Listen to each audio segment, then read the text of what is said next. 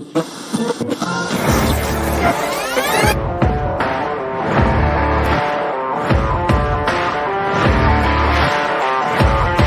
great, but being different for the sake of being different, I'm not a big fan of, right? If you just want to be different for the sake technology of it. But increase, I would hide behind it. And you start to hear some of their challenges, and yes. Because it speaks to the core of who you are and what drives you forward. Because what makes you different is what drives you.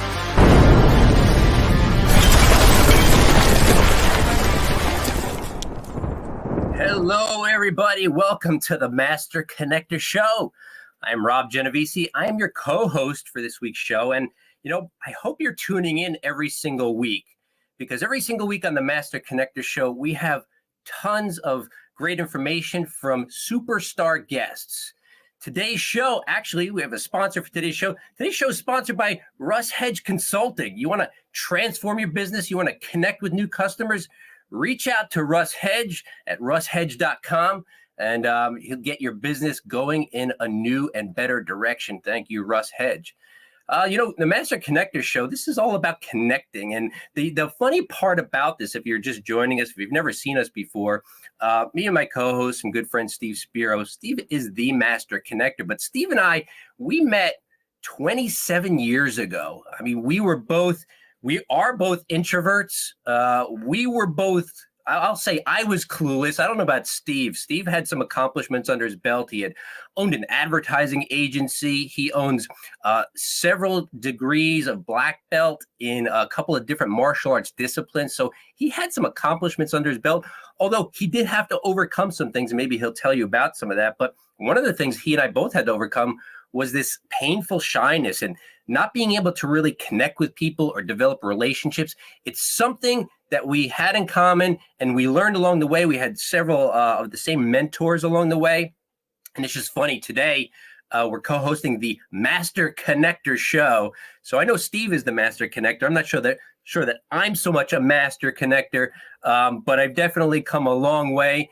As this is what we want to do. We want to inspire you to connect with people, to build relationships, to light the way for people. Like when you show people the way, everybody's looking for somebody to follow. Okay. So when you show people the way, you're going to find some people taking your lead, and you can lead them in a great new direction. But I want to bring on the Master Connector himself, Mr. Steve Spiro. What's up, Steve? What's going on, Rob G? Hey, listen, you are amazing. And yes, everyone on this show, we are Master Connectors, right? And the idea is here that you can go from being an introvert like us and become a Master Connector as well. There's no, I don't have the coveted title and exclusive title here, right? Anyone can be a Master Connector.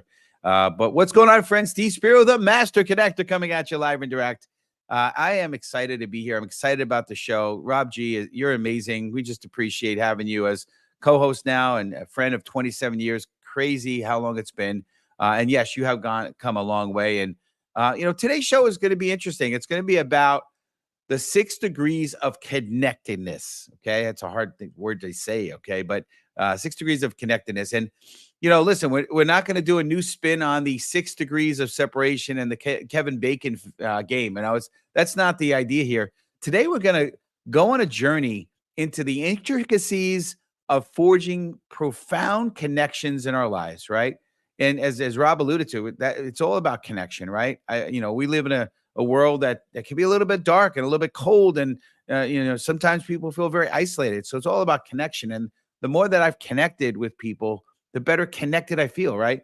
But today, we're going to explore the art of self-discovery and unraveling techniques to strengthen the vital link between oneself and our inner authenticity, right? And again, one of our pillars of the show is connecting authentically and being authentic and not being, not about pitching, not about putting up a wall, but sharing those vulnerabilities when appropriate, right?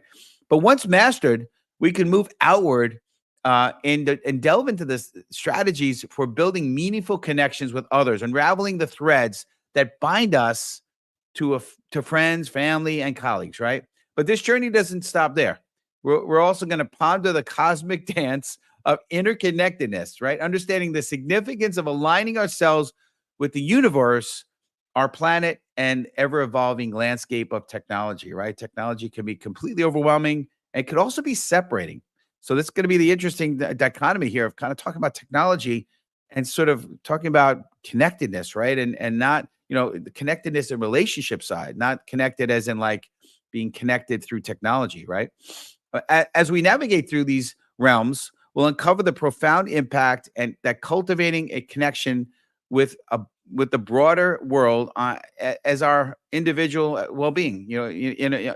And what's interesting, it's to me that's what it's all about. It's about our inner peace, our inner self, and well-being. And when you find that you're truly connected in all realms, you feel really at peace with the world, peace with others around you. And so, join us today as we seek to understand why fostering connections with the universe, our planet, technology, and our bliss is not only important, but essential for a harmonious and fulfilling life. So, before I bring up Rob back here, and I just want to say, I don't know if you noticed, but can you just get, Rob did a great job last week hosting solo, and I was in Punta Cana, Dominican Republic. When you go on trips, you kind of lose things. Well, I didn't lose my luggage, but I lost my hair. So I don't know if you guys noticed that the hair's gone, right? So, for those that are in the Telly Savalas Kojak, club, I'm who loves you, baby. I'm with you, right? I'm here, but I'd love to know your feedback if you like it with or without hair. Listen, I ain't going back, so hopefully you like it. But anyway, I'm just appreciative of Rob. I'm going to have you come back and bring Terry. But if you're ready, I'd love for you, the community. Again, we're LinkedIn, not LinkedIn lurkers. We're LinkedIn participants. So get in the comments. Tell us where you're from, what city, what state, what country. Get in, tell it, connect with people, right? This is the Master Connector Show, and we want your participation. So we want to hear where you're from. And, type in right now, hashtag let's go. Looks like John Phillips is on with us. Yolanda's on. And Amy Counteract from Master Networks is on with us. So great to see y'all. Hey, Yolanda, we just appreciate you. And John, good friend. Great seeing you, sir. But Rob, I'll pass it over to you so you can bring up Terry. Yeah, thanks, Steve. And love the new look. I mean, this is a look that I have not seen on Steve. I got to tell you, the one thing that depends on is you got a good cranium. Now, I don't. I got a pointy head, so God, please let me keep my hair so you don't have to see my pointy head. But Steve's got a great skull, so it looks good, Steve. But I am so excited for today because we got a special guest for you, as we always do. But the whole idea of connectedness, as Steve was saying, that this is what we're talking about. This is what we learned. I was a solo guy. I did everything alone. But being connected is a whole nother level of achieving fulfillment in life, achieving business goals. Everything you want comes out of being connected. So I'm going to introduce our guest. Terry Bean has a tremendous passion for helping others get better connected to what they seek. He takes time to uncover people's needs and leverages his network and knowledge to see them fulfilled. He spends most of his time as a business growth strategist. He's a sought-after speaker and corporate trainer. And additionally, he spent 15 years producing TEDx Detroit. Please welcome to the show, Mr. Terry Bean. Hey, Terry. Good day, fellas. How we doing? Great, man. Good to see you. Great to have you. Energy. And I must say, Steve, I think your haircut's fantastic. Big fan. Big fan. I appreciate it. You'll find it much easier to maintain. You'll save all kinds of time and money and energy. I've gone fully bald twice because I suffer from the same issue that Rob has, but it's a lot easier, man. That's great. It's been simple, man. Showering is great. You just, that's it, and traveling was a lot easier. I didn't have to worry about hair products and all that crazy stuff. It was awesome. But anyway, well, good stuff too. Yeah, exactly. Well, we are excited to have you on here, Terry, and we want to talk about self-connection. Okay, so that's going to be our first as we kick off this program, and so put in hashtag self-connection community, and again, we want you in the comments. And by the way, if you have any questions whatsoever for Terry, for Rob, for me, and maybe about my bald head, put it in the comments. We want to hear from you, right? We're LinkedIn participants, right? But Terry, seriously, how do you prioritize self-reflection and introspection in your daily life to strengthen your connection with yourself. Because again, it's all about connecting with yourself first before you really can connect effectively with others.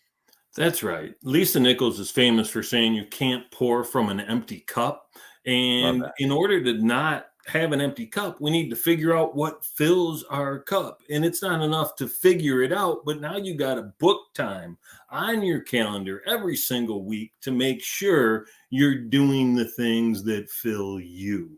I've said for years, man, the single greatest type of inspection is introspection. So what drives you? Answer that question. What makes you happy? Love that. That's great.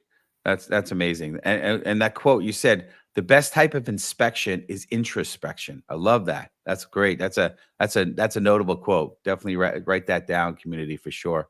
We appreciate you big time.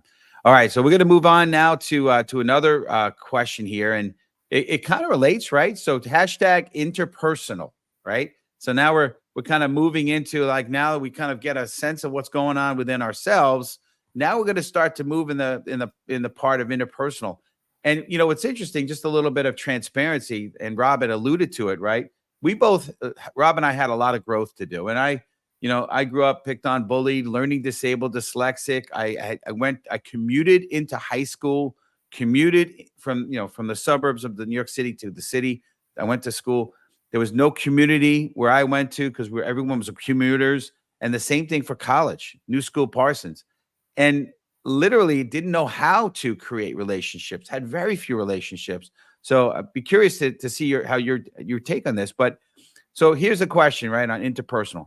In your experience, Terry, what strategies have proven effective in building meaningful connections with others, whether in personal or professional relationships? So there's a handful of them, right? We need to build know, like, and trust. And if that's true, we got to figure out how to build likability faster. And so there's three things that I really, really rely on. Number one is this concept I call after you networking, where it's really let them go first. We're also worried about making a great first impression by what we're going to say. So we sound smart, so we sound likable, so we sound funny, whatever we want to be. That's great, but even better is let them go. So whatever you say actually relates to their world. So that's tip one. Tip two is be who you are. The reason that self-connection, step one, is you guys mentioned authentic connections. How can you connect authentically if you can't even show up authentically? So do that introspection. And then what I always rely on is, we talk about your vibe attracts your tribe, right? So show up, right? You have to appear ready. You have to be present. And, kindness goes an incredibly long way, fellas. I'm going to tell you something you said there, Terry, on tip number one. As an introvert, a lot of people think it's a shyness thing. They're separate, right? Shyness is a separate problem that I had. I was painfully shy. But as an introvert, I'd much rather sit back and listen to people talk than be the one talking. And that was good news in networking, because when you're saying let the other person go, I was like, oh, I'm all about that. I just ask a question. Hey, so here's my favorite question of connecting with people. So Terry, tell me, how did you come to do what you do? And then I sit back, right? Because you go, well, it started way back when. And I learn a lot just by listening. So as an introvert, I sometimes think we have a bigger advantage in networking because we are better at listening because we don't prefer to talk. Would you agree? That's an excellent point. And it really is. It's about listening and how can I be of service, right? If you're showing up to a networking event asking, what can I get out of this? Just turn around, get back in the car, go somewhere else, man. If you're going there with the idea of how can I be of service? How can I further someone along? Then you're in the right mindset. And then letting them talk and share their stories, man, they're going to walk away from a conversation with you after that thinking you're the best conversationalist ever. And you talked for like 1.5 out of the 10 minutes, right? It's such a win. That's so cool. Yeah, I'm with everyone here. And what's interesting, right? One of our pillars of our show is being a go-giver. Love Bob Berg and the book, The Go-Giver. And being others focused. And, again, some transparency about myself, right? Because I was so wounded, I had so much damage that was done as a kid and all these things I went through. I was in self-protection mode, kind of self-absorbed. And it wasn't until I kind of healed myself a little bit that I could realize that, you know what, I could be others focused. And sometimes you could be self-focused, be to yourself and not really care about anyone else. But also there's another side of it, which I've now learned to, which is be truly interested and looking to give and add value. And a lot of times that is absolutely by allowing people to tell their story. I love what you said, Rob. I say it a little different, but same idea. I said, I'd love to hear your story, your journey, not just what you do, right? Because a lot of people often, when you tell that, you say, I want to hear your story, they're very focused on their career, which I don't mind, but I love when they get into the backstory, like, and that's really where you start to, I believe, really connect with people truly, but anyway, so, well, quick reminder here. We're here talking about the 6 degrees of connectedness. And, obviously, if anyone has any questions, feel free to please make sure you put in the comments. We want to hear from you big time, but we're going to move things on here. And we want to talk about universal. So hashtag universal community. Okay. We want to hear, we want you in the comments, but from your perspective, Terry, why is it important for individuals to cultivate a sense of connection to the universe and the world at large? I think we have this reflection of whatever you call source energy, God, the universe, great spirit, name it however you name it. But we as individuals are a single representation of that whole. And I like to think about it this way, right? We know through science that there are neurotransmitters in our gut. We have a gut brain. We know through neuroscience that there are neurotransmitters in our heart. We have a heart brain. We obviously have a head brain. Everyone's familiar with that. I also believe that there's this cosmic brain that when you're tapped into the universe, and then you can align the downloads that you're getting from here into here, into here, into here, and you're in alignment, you become unstoppable. Absolutely. Yeah, it's interesting, right? So one of my favorite books is Think and Grow Rich and Master Key to Riches. And in those books, it talks about universal intelligence, right? AKA God, higher power, whatever you want to call it, right? Like you said. And it's so true. And especially when you're connecting with a mastermind group and there's multiple brains and that frequency that you create, that you tap into that higher power, that universal intelligence, it's pretty powerful what can happen for sure. Rob, it looked like you had a question, maybe.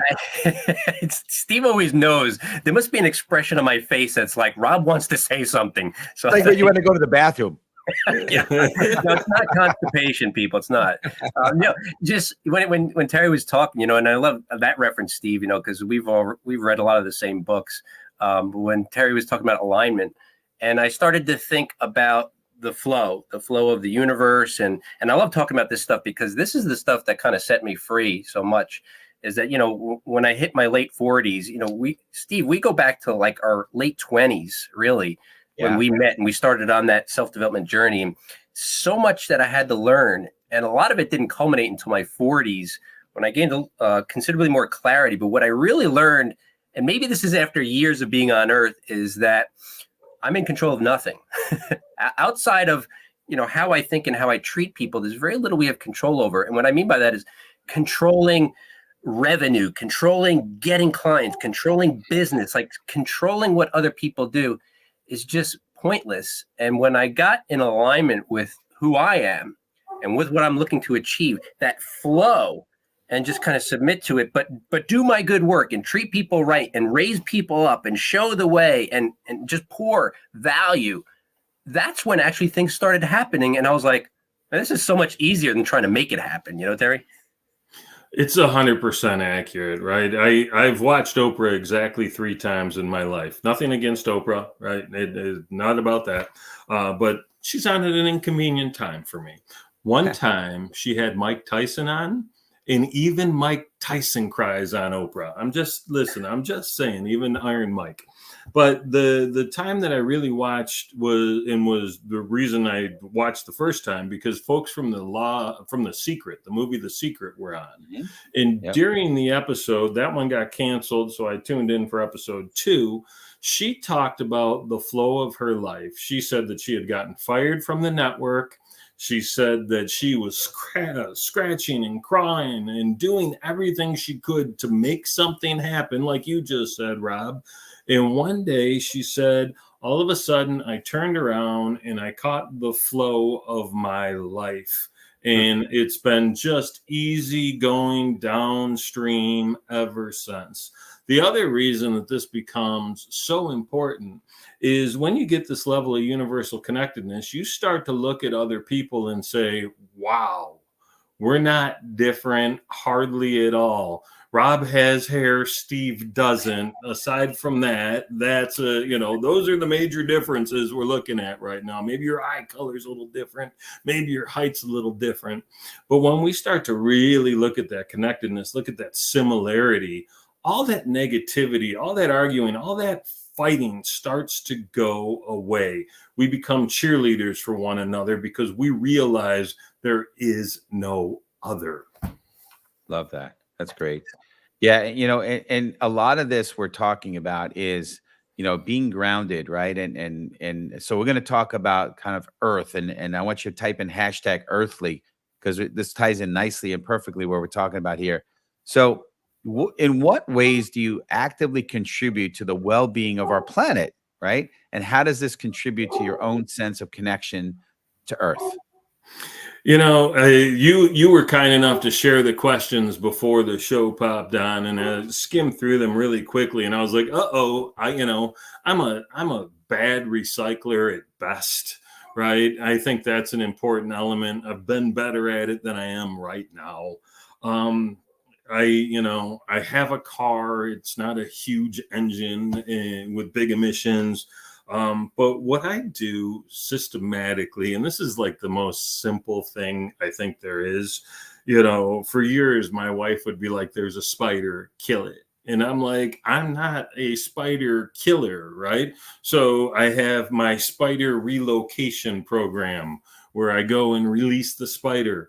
When I'm out doing the leaf blowing or whatever with the electric leaf blower, I'm always mindful about leaving the anthills, leaving the animals. I'm a big fan of leaving people and spaces better than you found them. So if I'm at the beach, I'm going to clean up some beach area. If I'm walking by in someone's office and there's garbage on the floor, I'm going to pick it up and throw it out, because that's just like a mantra, and I don't normally add the spaces, but for the point of this conversation, leaving people better than we found them. I want to make sure that the next interaction that anyone I communicate with is better than the one they had before.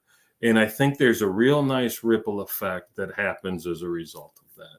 I love that. I was kind of laughing a little bit, not at what you were saying, but the similarities, because the same thing with the spiders, and sometimes we get these crickets in the house, and my kids are older now, but they're like, kill it. I'm like, no, I'm not gonna kill it. Like, capture it, set it free. And it sounds a little weird to a lot of people that you wouldn't kill like a bug or something like that. But I kind of feel the same way. Everything adds energy to the world we live in, and when you take that away, you've taken away energy in some way. The whole idea of the butterfly's wings affecting, monsoons or climate somewhere else, right? The butterfly effect.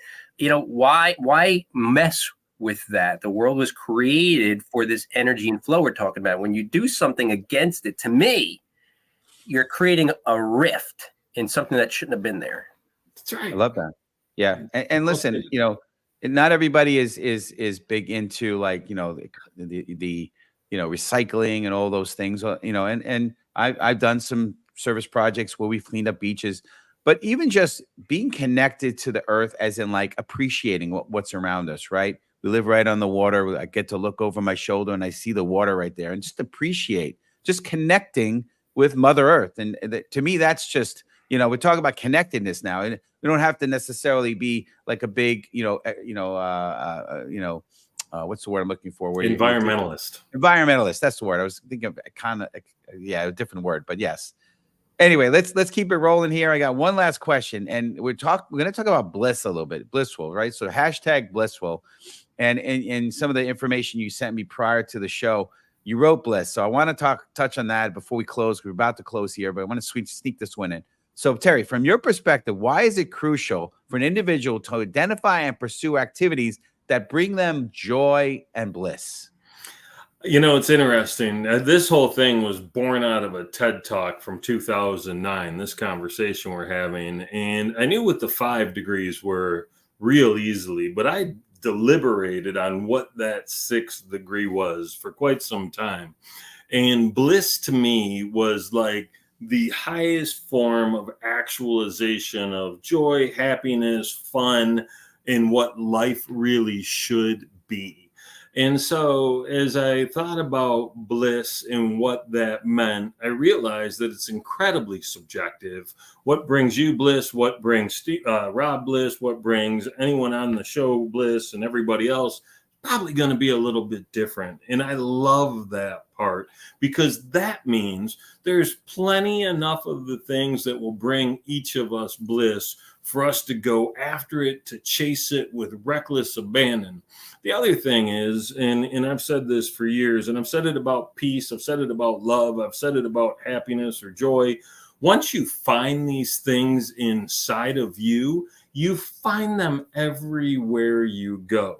So taking the time to know what brings you joy or happiness or bliss or whatever you want to call it, taking the time to understand what that is gives you freedom to say no to the things that aren't that. It keeps you focused, right? The successful people that you would talk about, the folks that Napoleon Hill wrote about, they all had a definiteness of purpose was the word Hill used. That's and right. When you have that, it allows you to make very informed yeses quickly, and everything else can be a no. And you can do that with the comfort and confidence that, hey, man, I'm here doing me.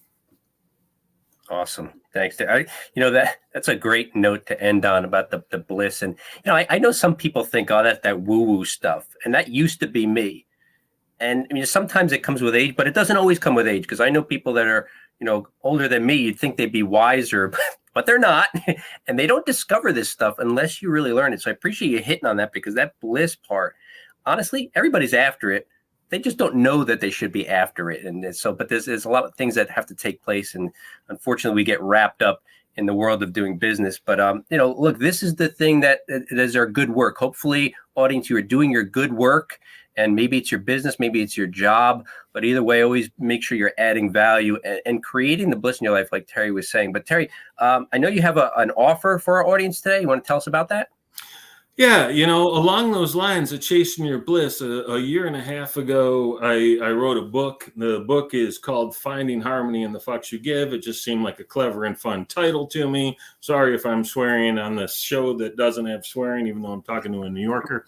And inside of the book is 22 different exercises that really help us lock in our mindset, really helps us understand what matters most to us. And so there's a workbook, like a compendium that goes with it. So I've got a download at trybeing.com, Finding Harmony Workbook, trybeing.com, Finding Harmony Workbook. And you can go and you can download it. You can do these exercises and figure out what matters most to you. Awesome. Great. Thank you so much, Terry. Appreciate that. All right. Awesome. Well, we're gonna Terry, we just want to thank you so much for being on the show here. And we're going to have you go into the green room. So we just thank you again for coming on the show. If you want to stay behind while we finish up the show here, just have a few things to say, but you really came and brought the juice with you. So very much appreciate you. And what's the best way for okay, well, we're good to go, but all right. Definitely connect with Terry on LinkedIn for sure. But again, I just want to say, you want to jump in there, Steve, for a second, because they also need to find out about another book. And that's Steve's book, everybody. Look, you want to pick this book up, The Tao of a Master Connector. You see the black belt on there? That's Steve's. That's one of Steve's many black belts in several different disciplines. But look, it's not a book about martial arts. It's a book about a guy who overcame lots of obstacles to win and succeed and connect.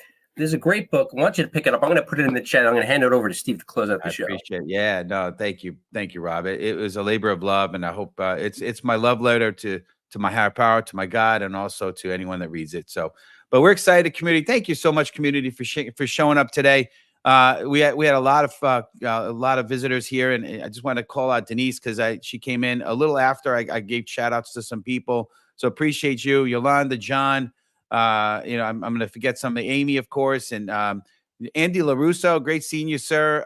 But just appreciate everyone on here. Terry, appreciate you. We're here because of you. So make sure to join us next week, episode 149. I can't believe it. February 7th. Same bat time, same bat channel, 1 p.m. EST, or I believe it's 10 a.m. PST.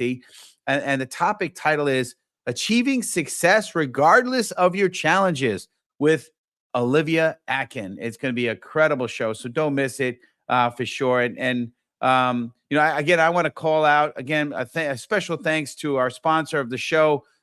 This particular episode, Mr. Russ Hedge. Just appreciate you big time. Just so appreciative of Russ and what he does. And so look into him and his show, and he does a lot of great work. But listen, and why Russ and some of the other folks are on the show is because I believe we share some of those same sentiments about wanting to be a light in this world, right? We live as I alluded to before, we live in a world where there's a darkness, there's loneliness, there's a separation. A lot of people now, even though we're coming back to work, there's still people that are working remotely, and remote is great, but it also is isolating sometimes, right? And we lose that sense of community. So make sure you get out there and just encourage people. Make sure that we always remember to shine our light, uplift and encourage one another. And again, as I said, and I always say, make sure, we'll see you next week, but make sure to be the light. And you start to hear some of their challenges, and yes, because it speaks to the core of who you are and what drives you forward. Because what makes you different is what drives you.